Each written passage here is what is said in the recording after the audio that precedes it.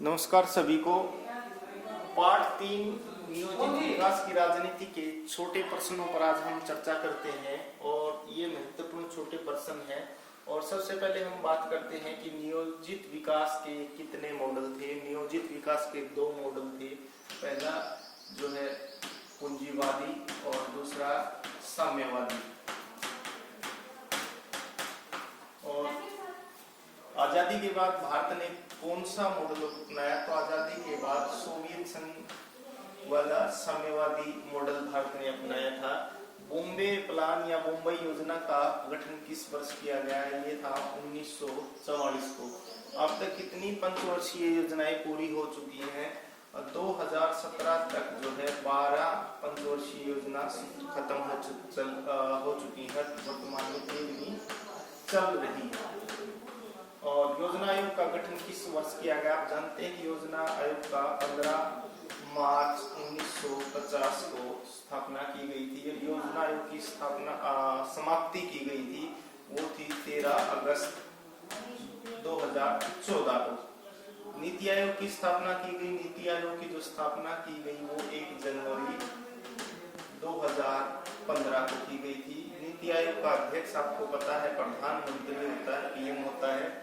वर्तमान पंचवर्षीय योजना पर किसमें जोर दिया गया है? शिक्षा और जो है रोजगार पर दिया गया है। नीति आयोग के वर्तमान उपाध्यक्ष कौन है? तो राजीव कुमार है। प्रधानमंत्री अध्यक्ष है, राजीव कुमार उपाध्यक्ष। भारत में किस वर्ष घोर अकाल पड़ा? तो ये इम्पोर्टेंट है। 1965 से 1967 तक। भारतीय हरित क्रांति के जो जनक थे वो सी सुब्रमण्यम थे। सी सुब्रमण्यम। और ऑपरेशन फ्लड का श्रेय किसे जाता है? वर्गीस कुरियन को। वर्गीस कुरियन को। और सार्वजनिक क्षेत्र क्या होता है? ऐसा क्षेत्र जिस पर जो है सरकार का नियंत्रण, उत्पादन और वितरण पर सरकार का नियंत्रण हो। सरकार का नियंत्रण। और ऐसा क्षेत्र जिस पर किसी निजी व्यक्ति का अधिकार या किसी संस्था का अधिकार हो वो कहलाता है निजी क्षेत्र। मुंबई योजना क्या थी? मुंबई योजना एक ऐसी योजना थी जिसमें देश के 8 उद्योगपतियों ने सरकार को उद्योगों में निवेश करने की सलाह दी थी।